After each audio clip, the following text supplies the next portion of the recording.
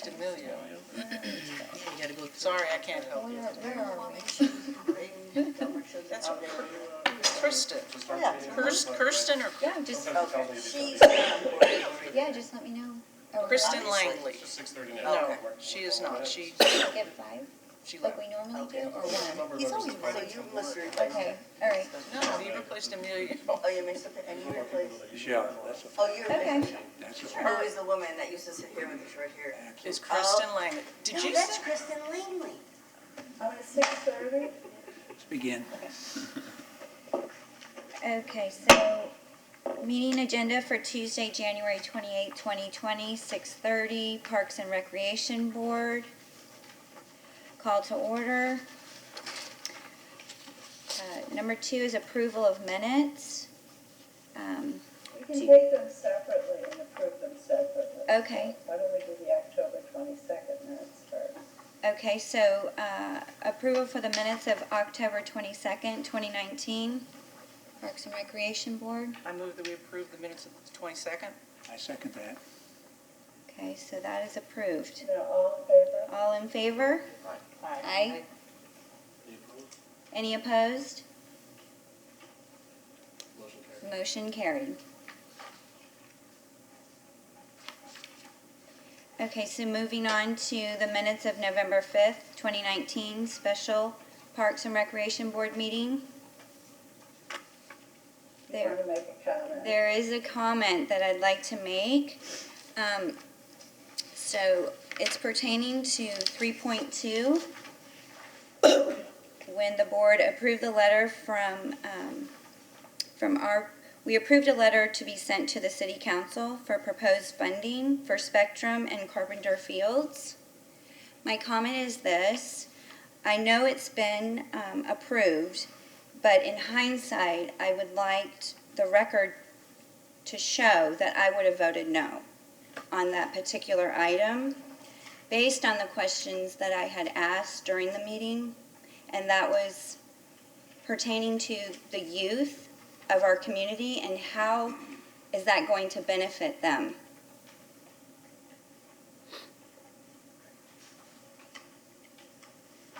Okay, all right. So approval of those minutes, November 5th, 2019, Special Parks and Rec Board meeting. Can I get a motion? I move that we approve the November 5th meeting with. I'll get to those comments. Okay. Second. All in favor? Aye. All opposed? The motion moves. If you just would take a moment and each of you introduce yourself for the record, please. You can start. I'm Patrick Raftery. I was appointed to replace Michelle Ramirez, who resigned from the board, I believe. Hi, my name is Jason Hood, board member. Noreen Marlowe. Jennifer Wood? Lisa Tuttle. Michael Lavery, staff liaison to the board for the Department of Parks and Recreation. And I am Art Cater, interim Parks and Recreation Director. Thank you very much. Okay, now you go on. Okay. So moving forward, item number 3, citizens to be heard regarding items not on the agenda. Do we have anyone? Please step forward. So, ma'am, before you start, we'll just ask you to state your name to the board, and I'll remind board members that members of the public have 3 minutes to speak, so we'll withhold any comment from what the speaker's speaking about, and then if there's any discussion that you would like to have about that afterwards, that can proceed from there. So with that, ma'am, please introduce yourself. Elizabeth Dreyer, 3175 Hyde Park Drive, Clearwater. I'd like to propose something I've proposed many times, but never in front of this group: an inventory of the pesticides we use on our parks and public lands, and an evaluation of those to determine what's not absolutely necessary and can be eliminated in light of the negative health effects that we know exist from so many pesticides, and concern for particularly the most vulnerable people in the city, the children.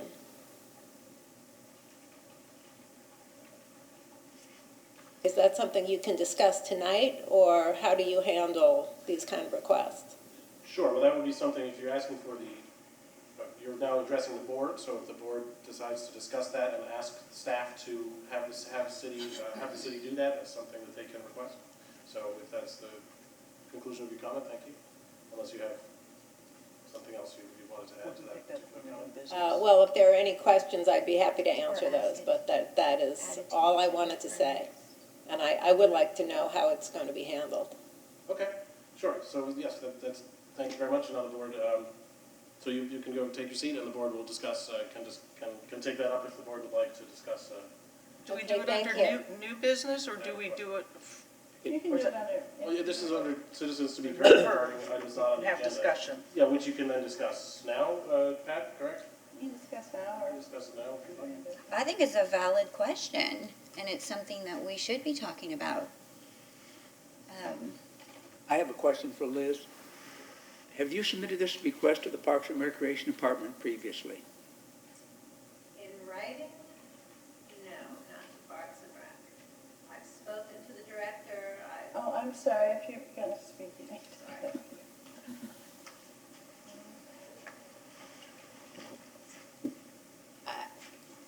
not in the recent past have I proposed it in writing, but I've certainly spoken before City Council, the Environmental Advisory Board, and to the Parks and Rec director directly about this, so. Covering all the bases. Is that something we get a letter together with the approval and take a vote to request it? I believe the board could make a motion to request an inventory of pesticides be prepared for the board or for the city council, or who does that go to? It would go to the board first, and then board would send it to the city council. Do you want to make the motion, or am I making? You can make a motion because she's acting chair. Okay. Okay. So I move that we request an inventory of the pesticides, insecticides, or is there other terms you'd like added to that? That covers it, but And also it's- an evaluation of the health effects. Just because something is on the market doesn't make it safe. So if something is not absolutely necessary, consider eliminating it from our public lands. Do we do evaluations of the effects of I think on we should, Parks and Rec? Or we should start with probably a list of the ones that are used. Start there. I could certainly go bring that back to the department as a request to put together a list of an inventory as requested if the board so moves. I heard a motion. like, Okay, so all in favor? Aye. Aye. So I guess you kind of made a second. I second that. Okay, thank you. Any objections? No? Motion moves. Who carries? Thank you. So how will I know what the outcome of this is?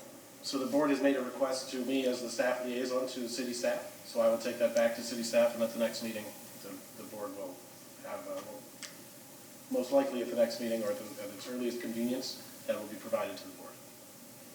Okay, great, so I can come and see what's Yeah, going sure, on and absolutely, yeah. request further. Thank you so much. Thank you.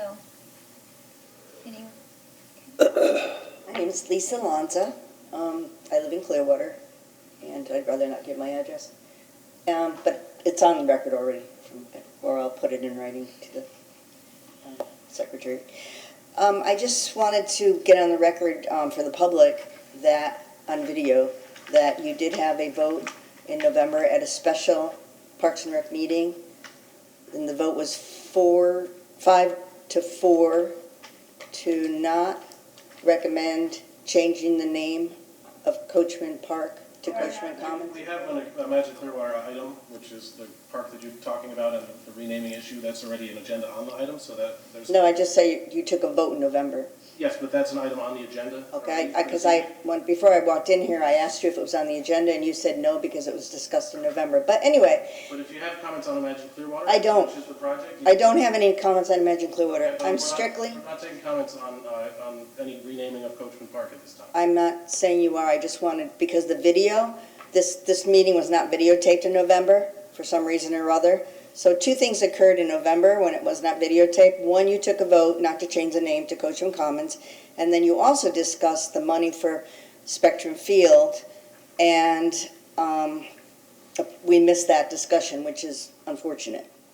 So I just did want to get that on the record. And also, you were going to discuss, today I called Jennifer about, because I wanted to ask if you were going to take the vote tonight, because I didn't know you took it in November, because the agenda only says you're going to discuss Imagine Clearwater. It doesn't say anything about taking the vote on changing the name. So I called Jennifer, but Jennifer didn't want to talk to me, understandably, because she thought she might be violating the Sunshine Law. But actually, she's not violating the Sunshine Law, because you are allowed to talk to anyone other than the members on the board. And the way I understand the Sunshine Law, I'm not allowed then to turn around and tell what you tell me to turn around and tell other members of the board. I can't be the conduit. That's the way I understand the Sunshine Law, but maybe you can get into that. I know you said you might want to bring that up today at this meeting. Thank you for your service.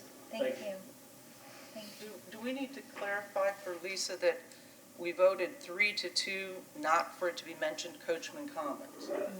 And that's in the minutes. When I just asked before the meeting, he said 4 to 5 to 4. I believe the vote was 4-2.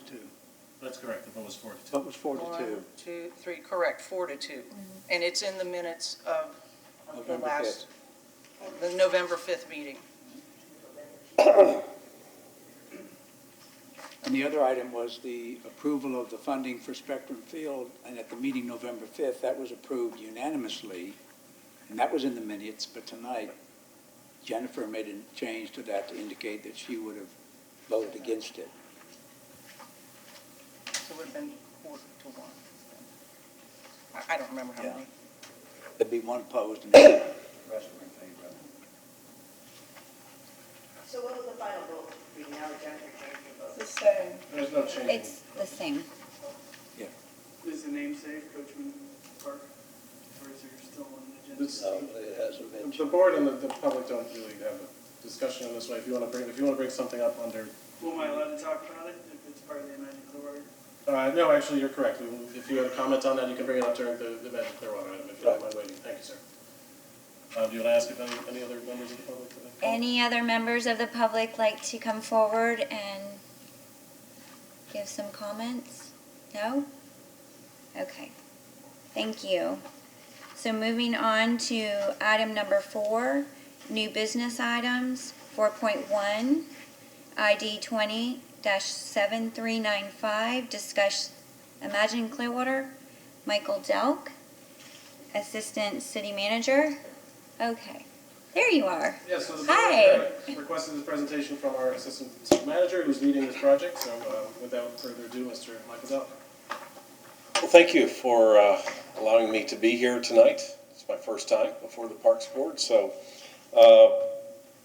let me say, first of all, I think, it's, I will admit that we're probably a few years late bringing this project to the Parks Board. So after our December meeting and we had your discussion of the Coachman Park, renaming the park, I realized at that point, and I had a conflict, so I could not be here at that meeting in December, but I really wanted to take the opportunity to come by and show you kind of a short PowerPoint here that I'll go through for a few minutes, not take a lot of your time, but to kind of give you an idea of what we're trying to accomplish with the park. This is, I don't need to tell you, this is really a signature property for the city. And we could talk for a very long time about that, which I won't do. But let it suffice to say that I think, this effort goes back really probably to 2012 when I started having conversations with the administration and then a little later on with the City Council about bringing in the original Urban Lands Institute group to the panel to take a look at what we can do to kind of invigorate downtown Clearwater, really get more out of our beautiful public waterfront and have the public waterfront and the park be a much stronger component of our community in terms of our economic development and downtown and all that we're doing down here, and create really the kind of great public place that it should be along the waterfront. I think, for a long time, I think, a lot of people would agree that we have economically a very underutilized waterfront. Having beautiful waterfront property and a bluff like we do, and then have it covered in large part by acres and acres of public, parking lots, is really a pretty sad use of beautiful waterfront parkland. So I think, how you balance all these things is a challenge in and of itself. So we really, with an eye towards the economic development of downtown and really how to create, kind of renewed waterfront and economic environment downtown, we undertook the ULI study.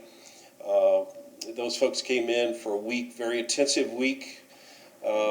We followed that up with 2 or 3 major planning efforts that came out of the ULI work. One was the North Marina Master Plan. North Marina, basically the first phase of that is now complete, other than we have to build some restroom facilities up there, but other than that, that first phase is pretty much done.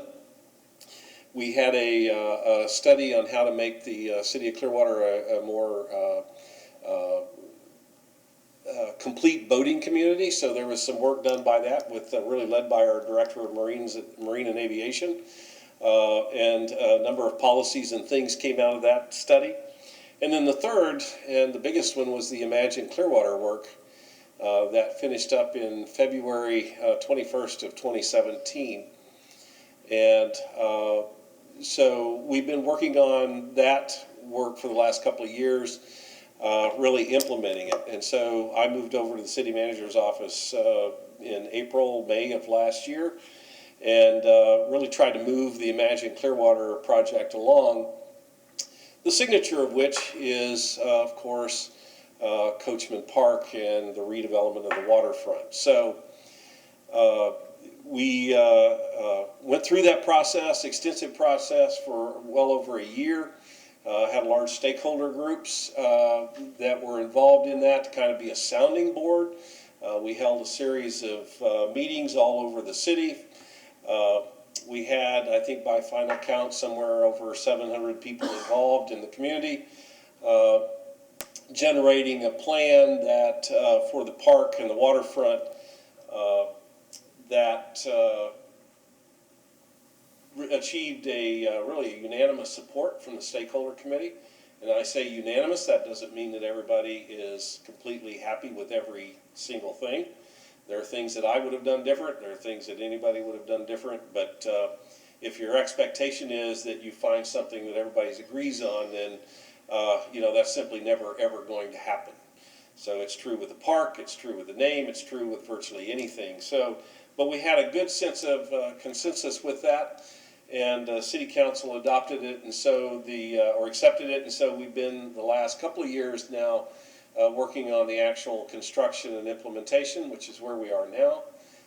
We will have construction documents in the next 2 or 3 months, and we'll be ready to start building things. So this is going to be a big year for us. We will be building the park, and what I would like to do now is to kind of walk through with you the kind of the gist of the park plan, what we're trying to get out of the Coachman Park, the waterfront, and talk to you a little bit about what the components of the park are, and then I'll kind of close that loop by just kind of giving you a philosophical reason why we suggested the City Council let us come to you and have a public discussion about kind of renaming the park.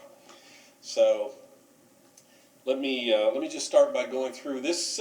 What's before you now is the general park plan. We Should be right in front of you. yeah. Let me, Mr. Raptor, also behind you if you prefer. Yes, yeah, Slightly larger version. It's in front of you too. I could put it here. it's in front, Yes. right? Yes. you can, as you're looking at the park to the north, along there, you'll see that's Drew Street. Immediately to the south of Drew is an area of the park we call the Garden. That's really more of an active family, kids oriented. There'll be water fountains, playground area there, some slides along the, kind of along the bluff. The building there at the corner, which would be to the lower end of the corner area there of the park, that's the library. That's where we are now. You can see the bluff walk kind of along the top of the park area to the, which would be the east of the park. Down is east on that drawing that you're looking at, away from the waterfront. That's the bluff walk that extends all the way from North Drew south towards the Pierce Street area down there that the city owns, the CMA property. Cleveland, which is kind of in the middle of your drawing, just to the right of the Coachman Park redevelopment, the label there on the map. Cleveland would dead end in the park. That's a turnaround area there behind the green. The center part of the park, which is the green, that's the area where the venue is going to be. In April of this year, City Council decided that they would include a 4,000 seat covered amphitheater and a large back of house operations for that facility. To the south of that, you can see a portion of a small lake area there. That's more of a serene, kind of a bucolic setting. And I'll talk a little bit about that a little more here in a couple of moments. Generally, what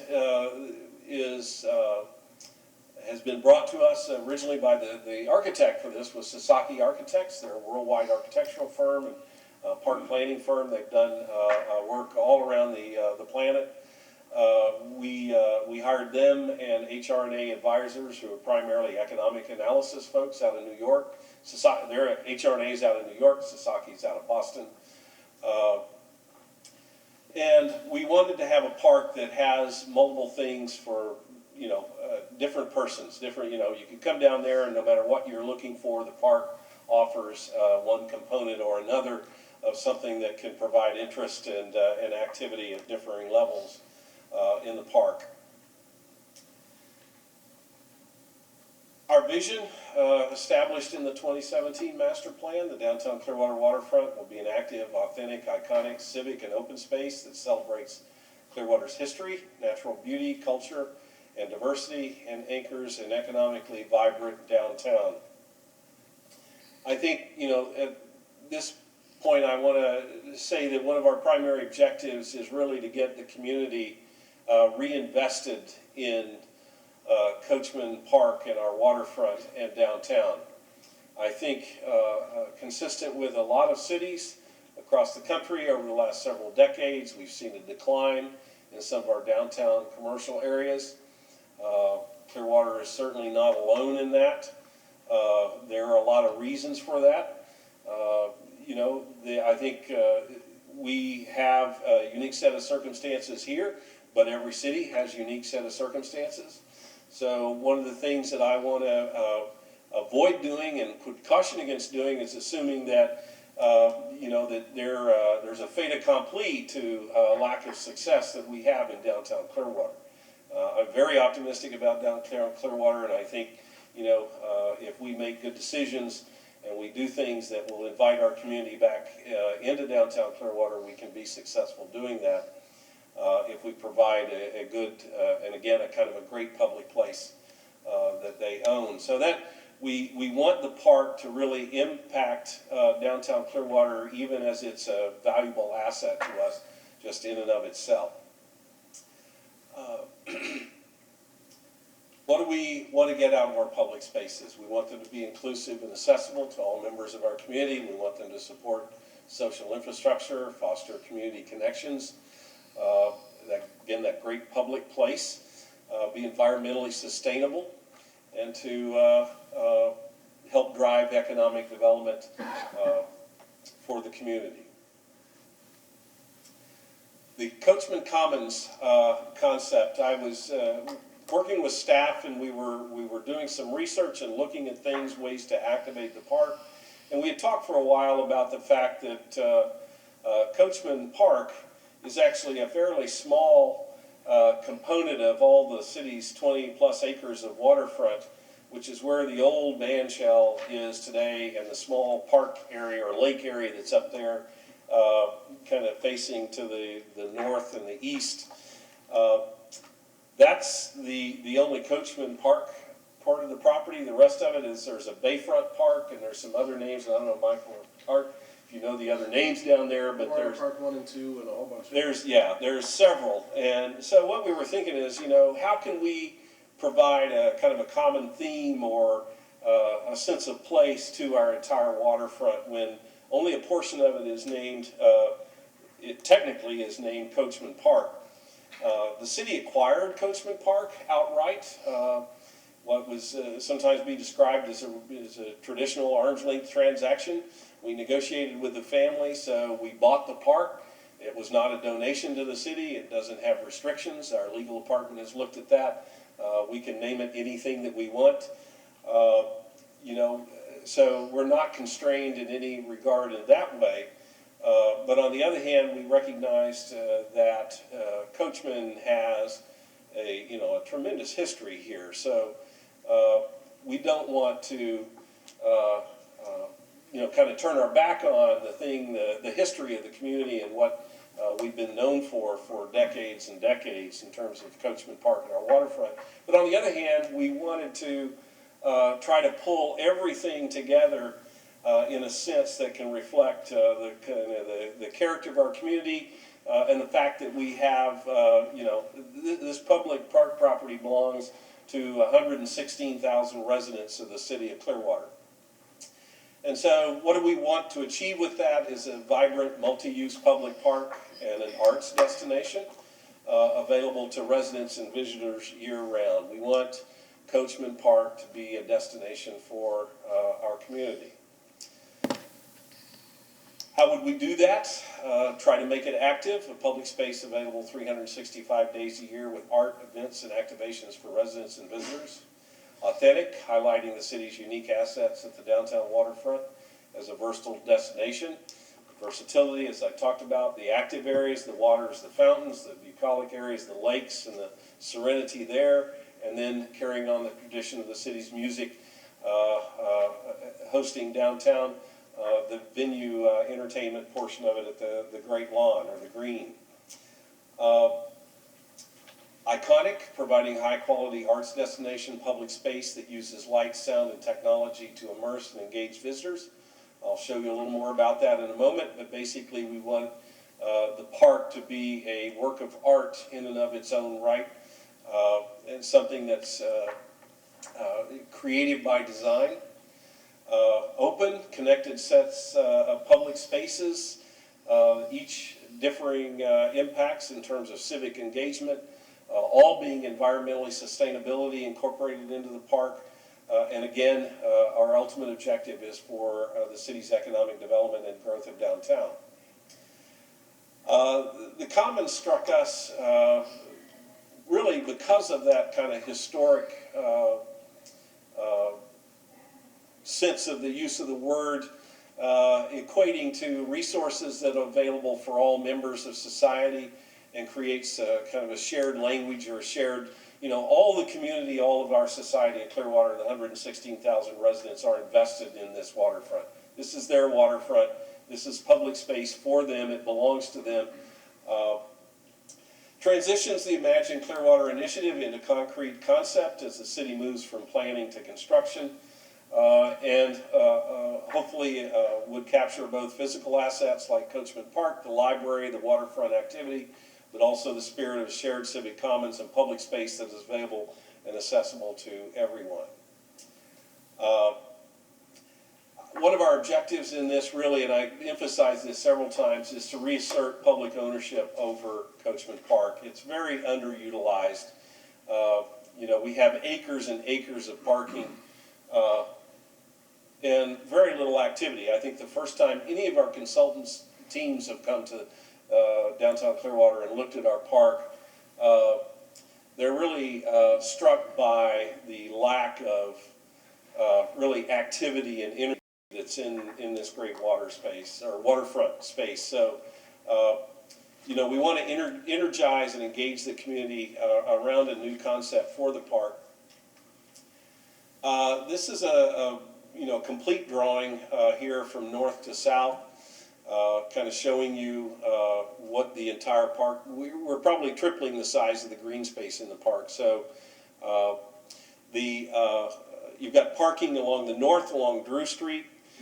In the middle, you have some parking along Cleveland Street, and then you have the large parking facility that extends. And if you look at the shadowing there, it's kind of hard to see, but you can see it extending underneath the Memorial Causeway Bridge at the south. Parking is probably one of the single biggest things that come up all the time with the park.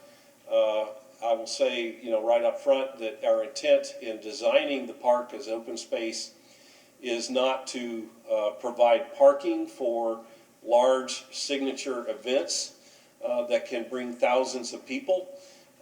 We have to look corporately or as a city at infrastructure to provide us the parking for large events. We do not want our waterfront as it is today to continue to be dominated by parking lots. So we've returned the park to green and open space and public space, accessibility. We provided what we believe is a sufficient enough parking to park the park on a routine daily basis. And we will continue to look as we move forward to providing additional parking infrastructure in downtown Clearwater to take care of those needs that we have for large events in downtown Clearwater. And that parking may be located within a block or two perimeter of this area. We want people to walk through downtown. We want them to experience downtown. So, you know, our objective is not to go into the park and build, you know, 1,000-space parking garage and take up the public waterfront space, excuse me, for that infrastructure. In talking about the various, excuse me, areas of the park, let me focus here. This is the lake area. As you may know, we have I think over a 60-year relationship with Nagano, Japan. So what we thought would be a kind of an artistic component of the park would be to build on that relationship, our sister city in Nagano, and incorporate some Japanese architecture and theme into this area, maybe even going so far as to ask Nagano to help us design things that we can put in there to create that space. We've got, you know, the pagoda is an example of that. Some of the water fountains, and here's some examples of incorporation of kind of a fire component into the park. You know, a bridge that's designed based on an Oriental theme, a Japanese style theme. Small areas of this, you can kind of see there, if you can see the pointer. That's a small event area, so that would be an area where you could have weddings and that sort of thing set up there on that lawn area overlooking the lake. And this is an area from a landscape standpoint can be really you can do almost a Japanese garden themed landscape with native Florida plants. We've got some examples of that have been done elsewhere in the state. Here's some lighting. When we talked earlier about the light, sound, water themes, one concept that we're working on is really to extend throughout the park the ability to have sound and lights and water and fire in a kind of a choreographed experience from the north end to the south end. So I've used this example, which after somebody asked me, I've been very careful to point out we are not creating Las Vegas on the waterfront. But if you've ever been to Las Vegas, you've probably seen people standing in front of the Bellagio checking their watch, waiting for the fountains and the lights to start up, and maybe Andre Bocelli on the music, and people just love that choreographed experience of being there. I think there are things that we could do in the park with the water and the lights and the sound that can be a choreographed experience of our own park. And how that might manifest itself is during the holidays. For example, we may light the park up red, green, and blue and have holiday or Christmas music playing throughout the park, or having carolers staged throughout the park. You could do that theme, all year long at different events for different things. It also lends itself well to having management by a kind of a park conservancy, if you will. The city council has asked us to take a look at a conservancy. So, that kind of programming and theme is something that could be really have a strong management role by our community, and if we move forward with that, which I think would be a great idea. So that kind of gives you a flavor of what that might look like, maybe around the lake, and these are some other examples of how we want to incorporate art as part of the components of the park. Some more examples here of what that might look like. Kind of a bamboo forest, a bamboo walk of lights. Just an incredible amount of opportunity here, limited only by our imagination. Here's multi-piece park art pieces that are incorporated into the landscape of the park. What you see on the left side of the screen here is the grand kind of plaza or entranceway. This area right here at that intersection, that's the Cleveland and Osceola intersection. So right there where the old Harbor View used to stand is a large public plaza area that you'll walk down Cleveland Street, you'll get to the corner, you'll have this large public plaza space overlooking the park and the waterfront. That area there can be activated by, it could be a market on Saturdays, it could be people playing music out there on the weekends. Part of our concept is to the north of that intersection there, and this is 100 feet or more here. This is a good distance. But one of our park plans, part of the Imagine Clearwater, is to activate this area to the north with mixed-use residential over retail, possibly, so that this might be some restaurant space that would overlook the plaza and the boardwalk area, which is just to the west of it, so that we would have an active edge to the park. It's something that's very important to successful public spaces, and if you've been to cities all around, I'm sure you don't have to walk very far till you find great public space and parks that have active edges to it. Eyes on the park, it creates an activity, it creates a sense of safety and an activity that's it's very attractive in its own right. So that's an opportunity here for that, along with water and other artful design features.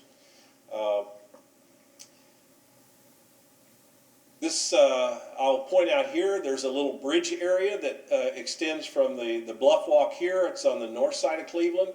From the Grand Plaza, the entryway plaza area, it's a small pedestrian bridge that connects the north boardwalk or bluff walk to the south bluff walk that crosses over Cleveland and then extends all the way down to Pierce Street, so that you can walk or jog or bike, if you will, along the entire top of the bluff walk of the park, overlooking the park from north to south.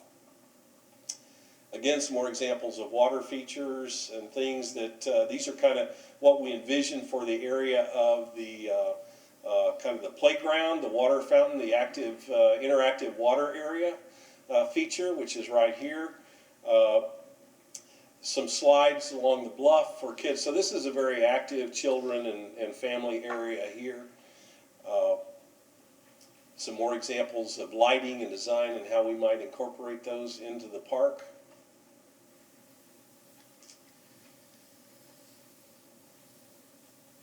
Some boardwalks. The pictures on the right actually are from Des Moines, Iowa, and a public park there they had up there that we've looked at for some unique components that they've had in that public space.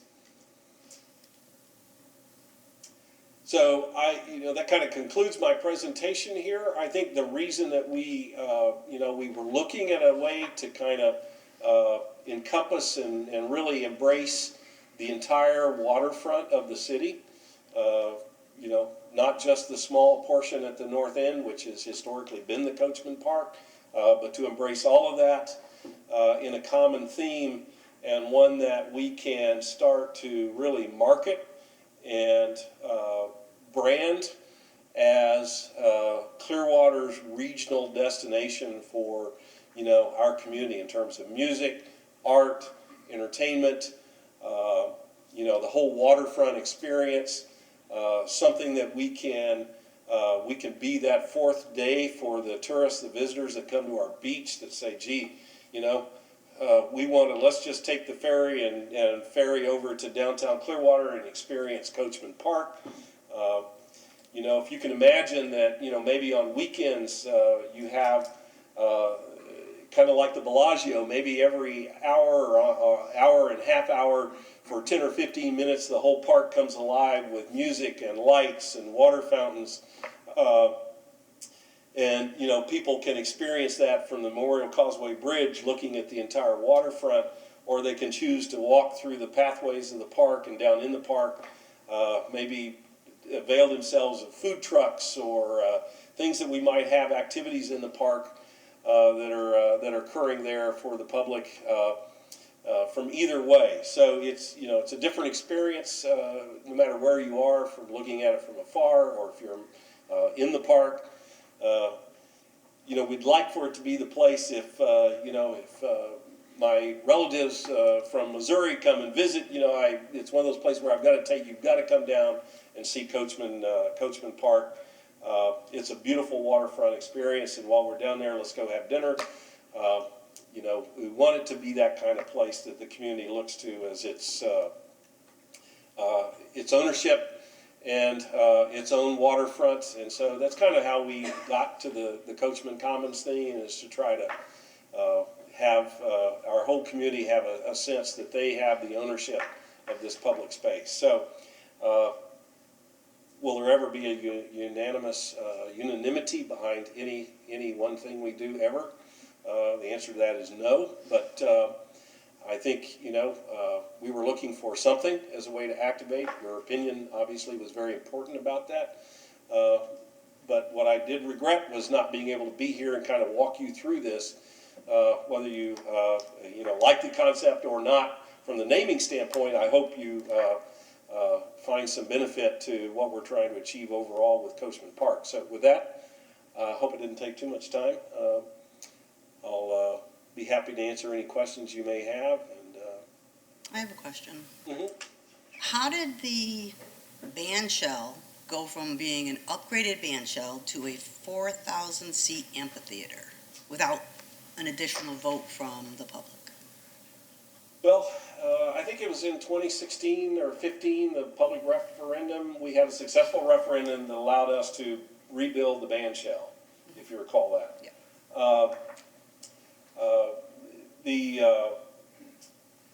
Our music partner, Ruth Eckerd Hall, I think in April of this year, when the council was considering the Imagine Clearwater, were strong advocates of them, to them about building a 4,000-seat amphitheater in the back of house as being able to attract more and higher levels of entertainment. And City Council liked that idea and decided that would be the path that we would be on. So, what's the approximate square footage of all of that? Because it looks giant, like it's taking over.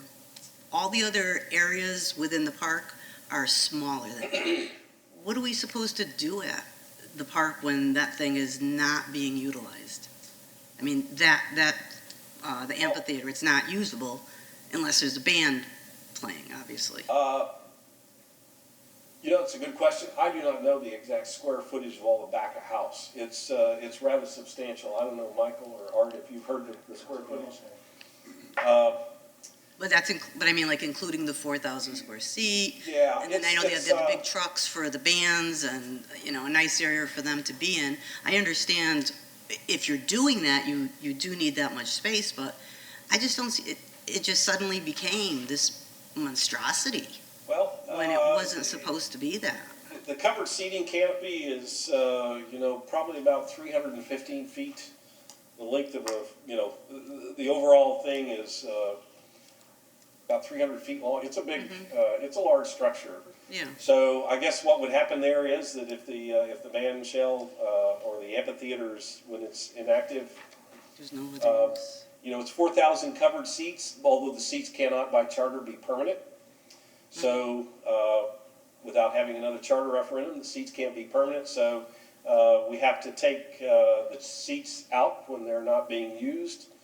So you would still have the green area out the front of it, which you see there is available for people to, that has not been without a fair amount of discussion about the merits of that, frankly.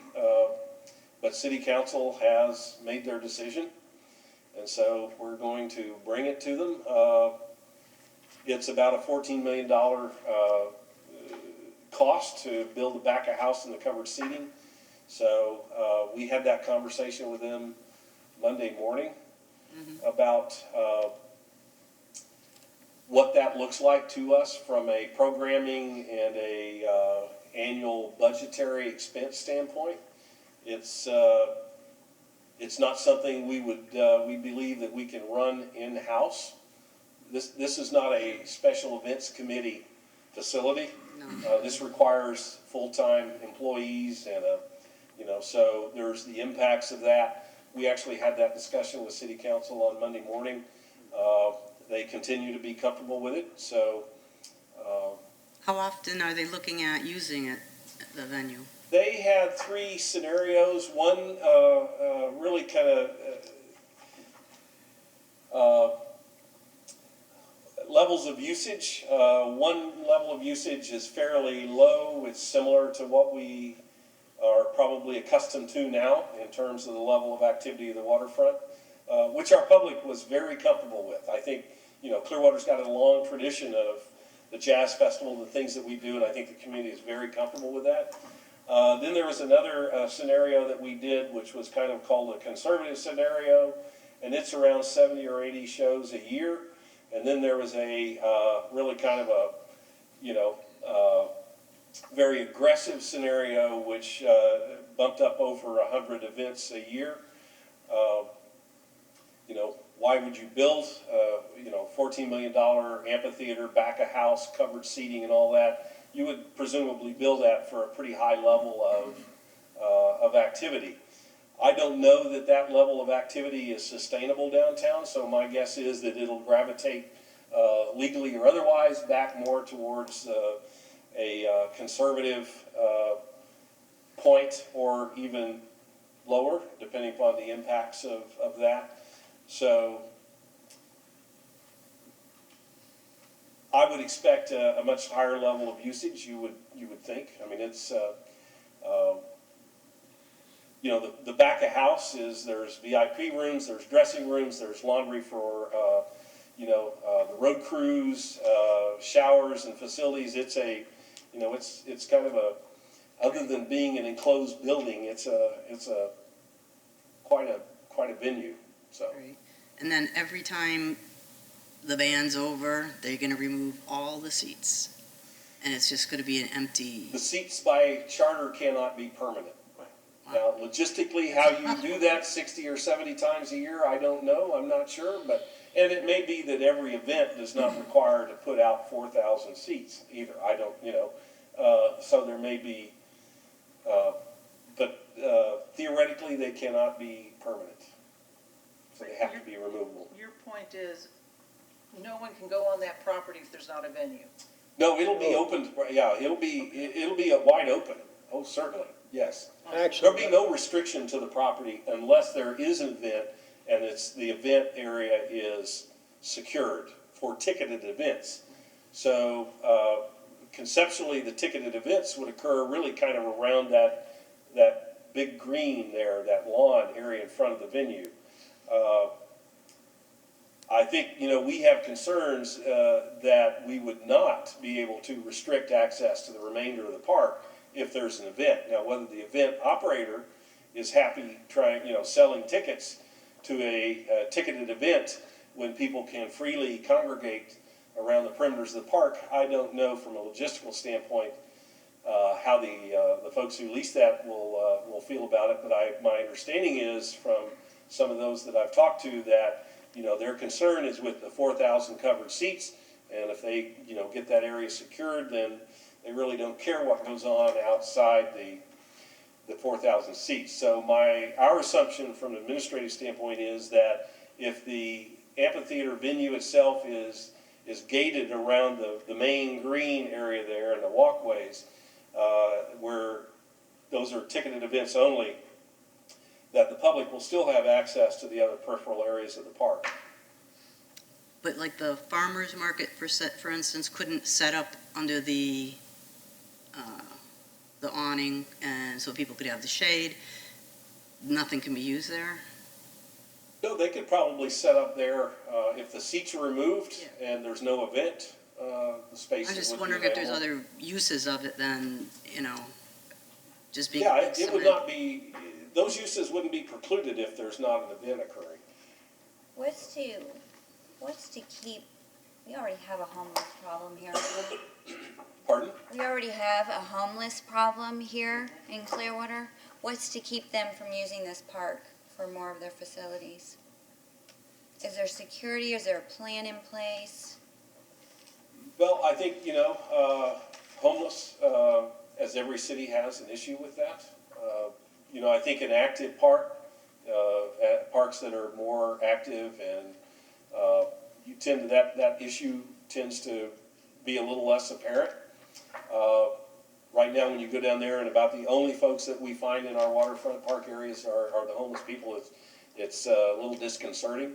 But anyone would have a right to the park and would be able to use the park.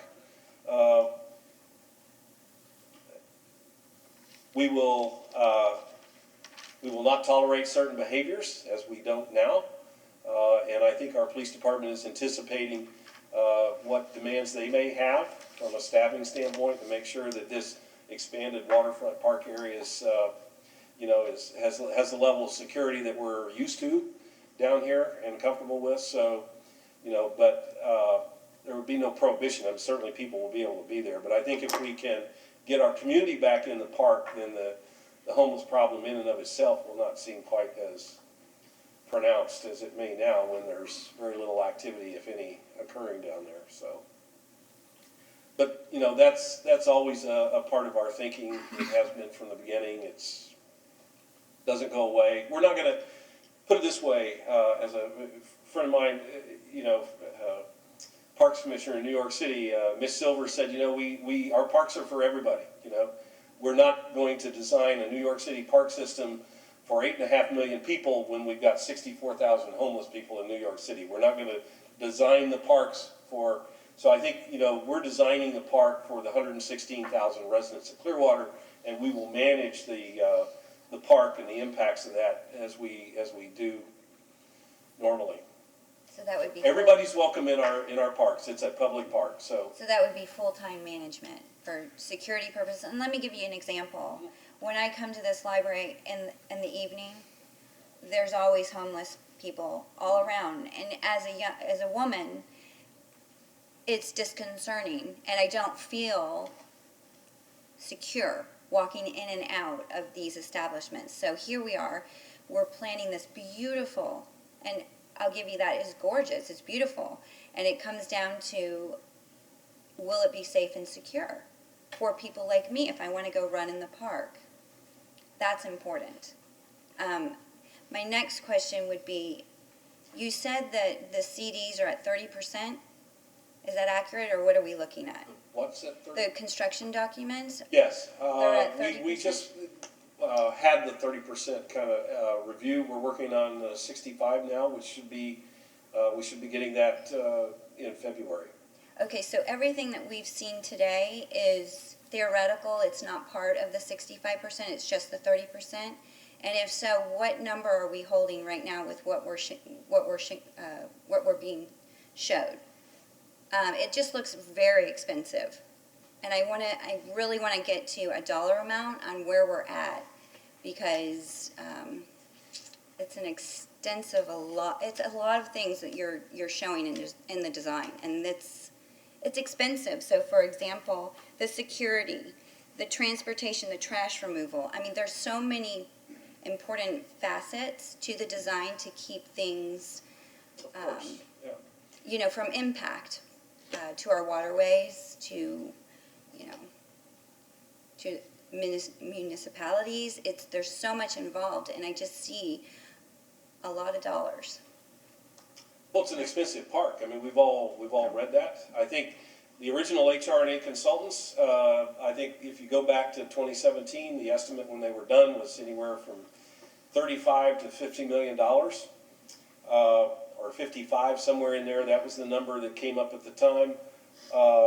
We've made some changes. We've added this, we've added that. We've done, probably the biggest thing was the amphitheater decision in April. That's around $14–15 million right there. Subtract the amphitheater, and the initial estimate from our consultants for the park was around, I think, in the mid to upper 40s. So what that tells us is that our original estimates from HRNA, the economic advisors, back in 2017 was really pretty good, because the basic infrastructure of the park came in about mid-range from there. So the amphitheater is our decision to move forward with that. We've got a funding pathway for all of the park, but we just brought on our Skanska as our construction manager in December this year. So they're actually meeting on February 12th, and they'll get together with staff, and we're going to have our first iteration of what is to be a kind of a starting to refine the numbers on the cost. So we're going to be doing that over the next, we'll be looking for cost savings, some value engineering, and that sort of thing. So hopefully we can get those numbers, start bringing them into, we kind of take a very conservative look early on, but as we get further into the details, then we'll be able to, and as we get towards 100% plans, those construction documents will start getting a much better handle on what those costs are. But right now, it always doesn't read like it. It reads, that, wow, but right now we're kind of where, given what we've added to the park, which is the amphitheater and the overall balance, we're kind of where our consultants generally thought we would be. And so, that's why we had so much of a discussion in December with council over the 30-year bond, the various streams of revenues that we're going to use to fund the park. So we've got a pathway for that. Now we're in the value engineering part with our construction manager. So we're somewhat. So that means you're at the 55 million? Is Pardon? that you said between 35 and 55 million. Are you closer to the 55 million? Yeah, I think the last is somewhere in, we counted in some other work in there. We're going to be Memorial Causeway bridge lighting. We're working on that. So there's a lot of things that are in that pot of money, not just what you're looking at on the screen. So I think all that's in the mid to upper 60s. So we're doing some, there's various components to it. The bridge lighting, that's something I didn't mention, but that's we're working on that right now. If I'm not mistaken, I believe when the city council approved the $30 million bond issue to do the financing of this, I think We're validating, we're in that process. they were thinking about $65 million at that point, I thought. Well, there's penny money available, there's, Total is over 60. It's over, it's about, It's over 60. it's over 60 right Okay. now. So, Okay. and they've got there over a period, like when they added the amphitheater, the 4,000 seats covered and so forth, that added, as he indicated, like $14.5 million right there. So by that time, we were in the 60s. And I think when they were working on the bond issue, it was about 65 million is what I recollect. And doesn't it still have to go to referendum and you're raising the price? And is that gonna be in the referendum? The referendum, we really don't need any more referendum for the park itself, as I recall, but we will need referendum for the bluff properties when we go to develop the bluff properties. And will the city still retain ownership of all the properties, or are you envisioning possibly It selling? would vary. We wouldn't necessarily have to. And that would need another referendum to sell them? The bluff properties will have a referendum, yeah. The Harborview site, if we do mixed use residential over retail there, the original plan suggested multifamily as being there. That's probably the best, from a market economic standpoint, the best thing would be multifamily. But frankly, having residences on top of the, a large amphitheater like that may not be the most suitable land use there, so we could always look at a boutique hotel that would give us more of a transient population along that. So, that may be where the market goes. If it's residential or hotel, that property could be sold. The city wouldn't have to retain ownership of that. We've talked about the City Hall site, as being maybe a potential another civic component to the park. So we've got the library on the north end. We've got the City Hall on the south end. If that could be a museum or something, we could retain ownership of the City Hall site. But that doesn't mean that we couldn't, pursuant to a referendum, sell the parking lot areas of City Hall off to private development. And again, maybe put, eyes on the park, whether it's residential, rentals or condominiums, that sort of thing. And then with the southernmost property, which is probably, from an economic standpoint, the least important of the three, but that's the CMA site, that could be residential as well in some fashion or another. And probably in that particular property, given that we bought that as a regular arm's length transaction, we would not need a referendum to sell the CMA site. But we would for the City Hall site and the Harborview sites. So it could go as a land lease, a long-term land lease. It might depend on how we fashion that may be, depend upon what is most comfortable with our community in terms of a successful referendum. But there wouldn't necessarily inherently be a need to retain the ownership. So, When they raised the Harborview site, if I recall correctly, they did solicit bids from private developers to do something with that property, is that correct? we haven't yet, but we're getting ready to put out some, our request for, qualifications for developers to see what kind of interest we have with that and the other properties along the bluff. And we should be, that should get on the street in February, this month coming up.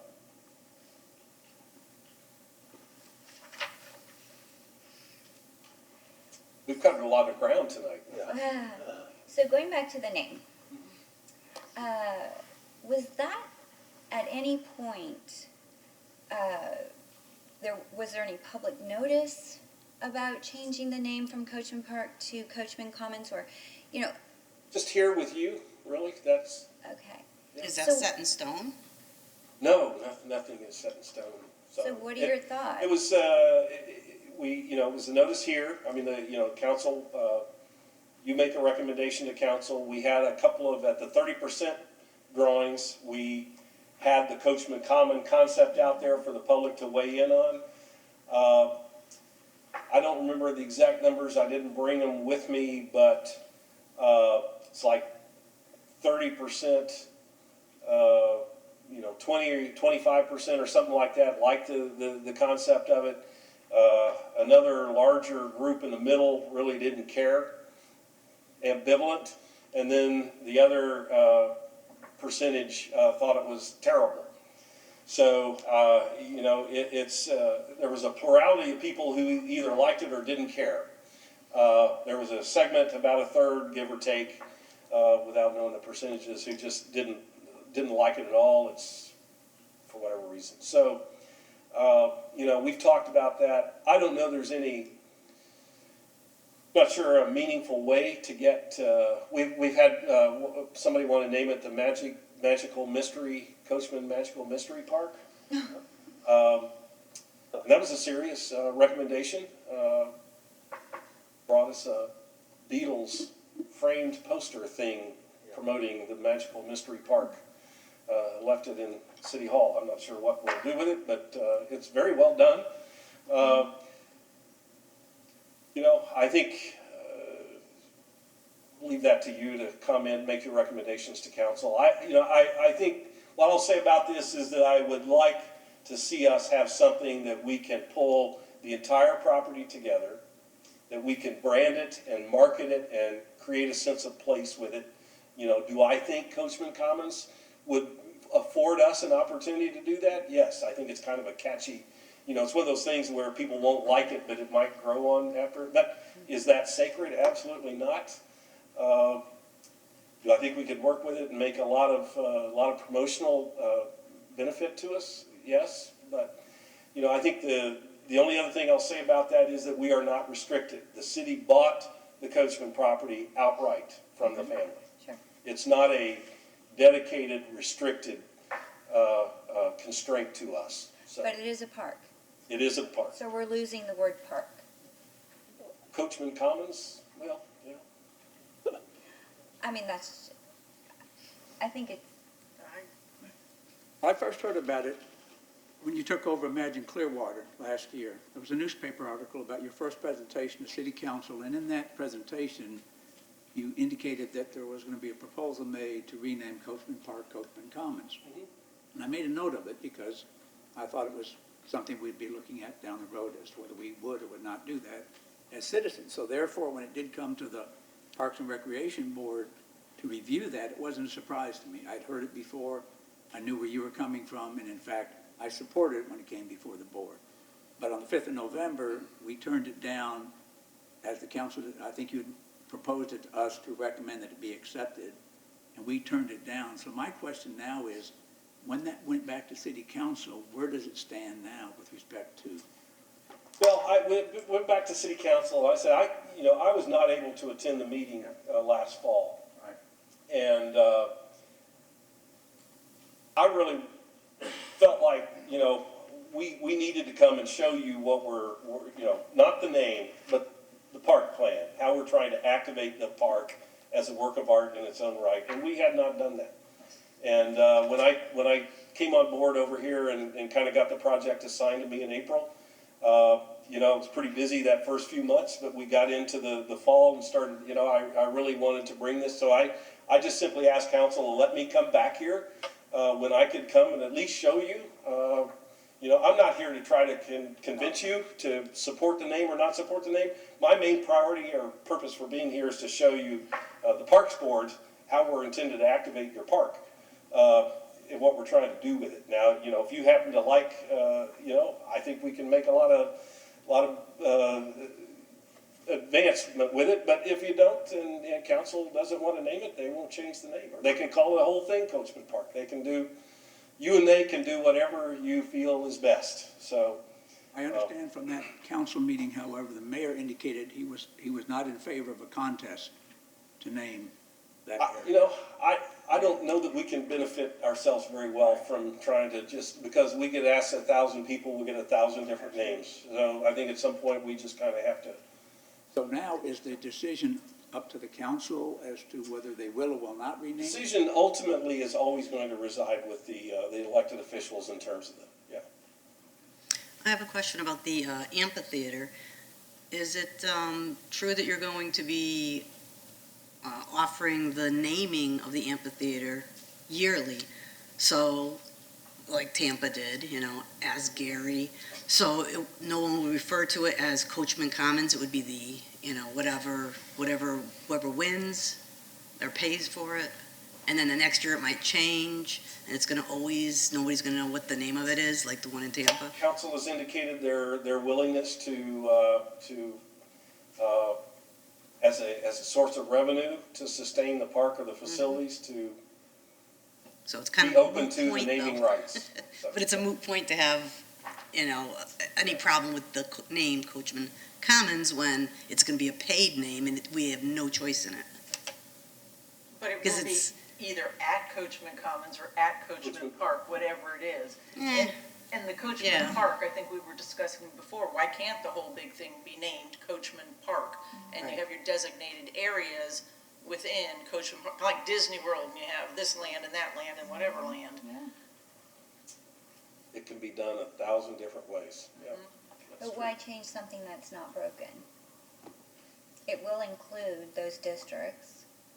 That was kind of how we looked at it. So do we need to send another letter and requesting? No, the way the ordinance is written is that a recommendation, the city council can send a recommendation to this board. Yep. And this board makes, makes a recommendation on the name suggestion. And then the council can do what the council decides to do. Basically, we turned it down, is what we did. We turned down Coachman Commons We did, on November Yeah. 5th. yes. We did You've not already say made an it. alternate Our of this, part we is simply said, no, it will not be Right. Coachman Commons. And that's where it lies now, so it's probably with the council as to what it'll be named. Yes, it will make their, they can make their own decisions. Well, that concludes, thank you for letting me come and talk to you about the park, so. Thank you. Thank you. Thank you. I suggest you ask for a public comment. Yes. Are there any citizens to be heard? Please step forward and introduce yourself. Is it on Coachman Park? Yeah. Yes. Yes. Yeah, so at this Imagine point, Clearwater. the board is asking for public comment specifically to this agenda item for the Imagine Clearwater project that was just presented. And I'd like to remind the board that this is not a discussion between the speakers and the board, but each member of the public will have 3 minutes to speak and then take their seat. And if the board would like to discuss amongst yourselves when they're concluded, you may do that. Okay. Okay, my name's Lisa Lanza, I live in Clearwater. A couple of things, this was a resolution, I actually sent it to some of you, I had some of your emails. This is the resolution and it says, it's from, let's see, June 4th, 1962, resolution number 62-70. Whereas the city of Clearwater has purchased certain properties from the estates of E.H. Coachman and May S. Coachman and others. I'm not going to read it all because I don't want to use up, I don't know if I have enough time. But it does say, whereas it is desired to dedicate a portion of said Bay Hall property, that's what it used to be called, Bay Hall property, and other properties located in the vicinity of Bay Hall. Okay, by naming the same for them, be it, let's see, oh my goodness. I lost my place, unfortunately. Okay, here it is, it's on the back, second side. Okay, that said park is hereby designated and named Coachman Park and shall henceforth be known and referred to by that name. So that is a resolution that we signed with the Coachmans in 1962. And then, one other thing, you were asking about how did we get to this point? Well, this is the ordinance that the City Council passed in August of 2017, ordinance number 9063. And the last page of the ordinance, and it's at the bottom of the third, right here, it talks about the ballot language that we ended up voting on to amend the charter. And this was the ballot language that we were given, okay? So, a referendum election is hereby called and will be held on November 7th, 2017. The question to appear on the referendum ballot shall be as follows. Improvements, this was how it read. Improvements to and use of downtown Clearwater waterfront. And then this was the question. Shall City Charter Section 2.01D6 be amended as provided in Ordinance 9063-17 to allow construction and maintenance of certain improvements, including playgrounds, water features, artwork, a boathouse, marina office, restrooms, surface parking, roadways, plazas, sidewalks, trails, elevated walkways, boardwalks, benches, picnic tables, water fountains, litter receptacles, and similar amenities to support active and passive uses of the city-owned downtown waterfront, generally bound by Pierce Street, Drew Street, the Bluff, and the water. So that's what we voted on. And if you want, I'll send you a copy of it. Ordinance 9063. There's nothing in there, even about a band shell. We already have a band shell. But there's nothing in there. And over the many years of these meetings, when we would even use the word amphitheater, the mayor would always say, we're not going to use the word amphitheater. It's not an amphitheater. It's a pavilion. And it, thank you. Thank you. Morton Myers, 1756 West Lagoon Circle. I just wanted to make it clear, I think Coachman Park should keep its name. It's a big piece of history. It's a part of our history of Clearwater. We should honor the Coachmans.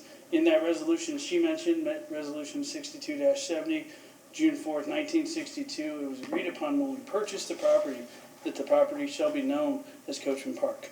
It's part of Coachman Park. We can expand the park and include everything else. I don't think it's right to rename it and take away from the honor.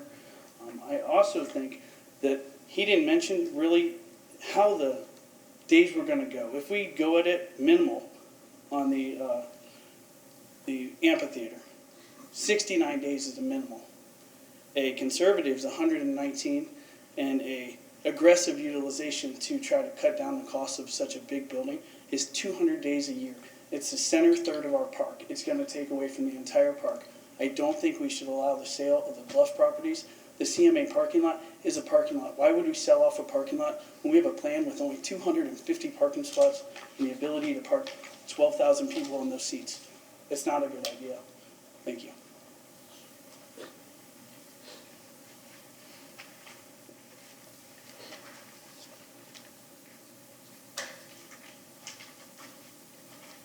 My name's Hugh Coachman. I'd like to let you all know that the property was given as Coachman Park. The whole property, as far as I'm concerned, is still Coachman Park. It was dedicated to the city out here in the back several years ago as Coachman Park.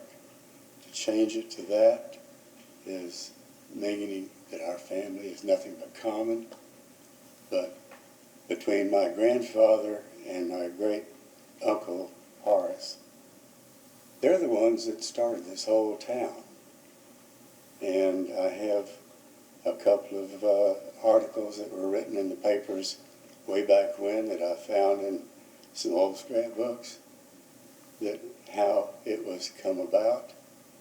And like I say, as far as I'm concerned, the whole property was Coachman Park. And you're doing a disservice to our family if you change it to anything. You can call anything in that park you want to, but it still needs to be Coachman Park, and I'll do everything I possibly can do to keep it that way. And thank you for your time. Thank you.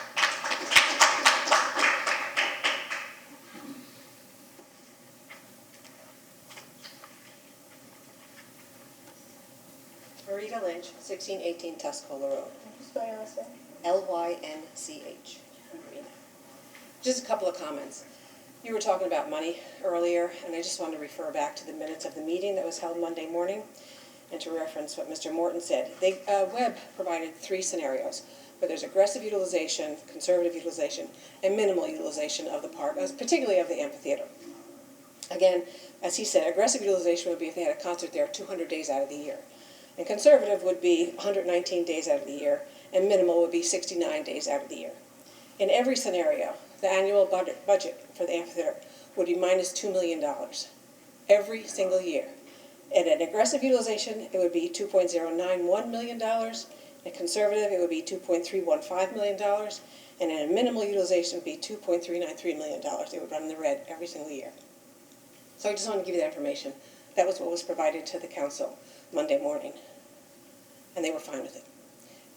The other thing I wanted to talk about, what Lisa said, the wording of the referendum that the voters approved.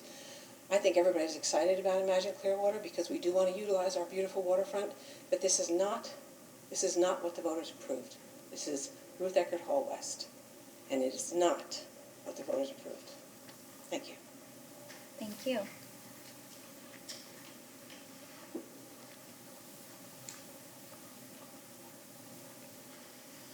Good evening. My name is Aliyah Van Dyne, V-A-N-D-U-Y-N-E.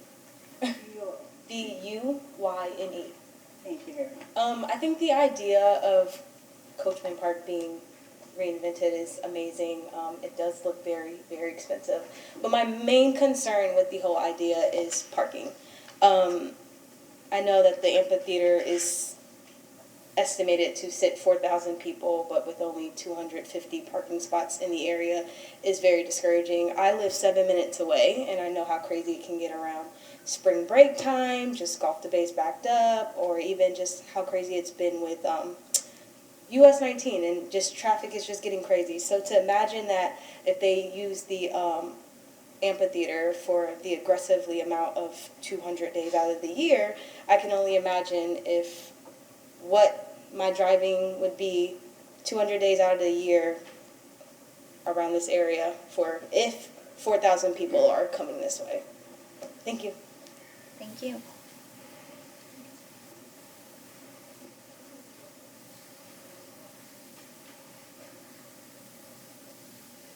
Elizabeth Dreyer. I appreciate the time and effort and creativity that went into putting this vision together. That being said, I oppose the amphitheater. The sound, light, fountain elements, the library renovations, it's too much. It overwhelms what I would like to see as a bucolic park. I oppose selling the land that the city owns around this park. We have an issue with ownership by one entity downtown right now, and to sell city land is just going to create the possibility that that becomes more of an issue. I think the city needs to hold on to the land. I realize that it might be difficult to attract private development if the only option is to lease that land. That's something we'll have to address, but I am opposed to the sale of the land that the city owns. And I oppose the additions that have been proposed since the referendum because they're very expensive. I don't think they are harmonious. The pagodas and the bridges and the music and the fountains and the flashing lights, I think it would create a theme park atmosphere that is not what I want in a downtown park. So I appreciate the work that went into this. I don't like what's resulted from it. Thank you. Thank you.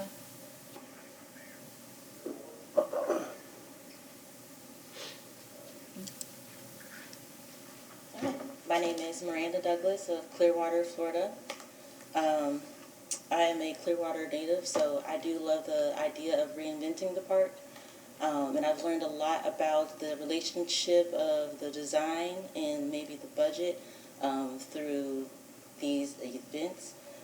Some things that stood out that Michael talked about was that this project would support the social infrastructure and reestablish public ownership. I would be curious to know if any local businesses or anything like that would be a part of construction or a part of sourcing the materials so that maybe those costs could be lowered in the overall project. Also, I was looking at the relationship with our sister city in Japan, and I don't really see that the focus is on a musical outlet, but more so really focusing on the water, which we have here in Clearwater. So maybe downsizing the amphitheater and going more in line with the boating lifestyle that we would support here would be something to consider in the design if that's able to be added or amended. I also agree parking would be atrocious here and traffic in general if we did decide to go with such a large amphitheater in such a condensed area. So I would just want to recommend some reevaluations to design to include some more boating lifestyle and just to bring the size of the amphitheater down. Thank you.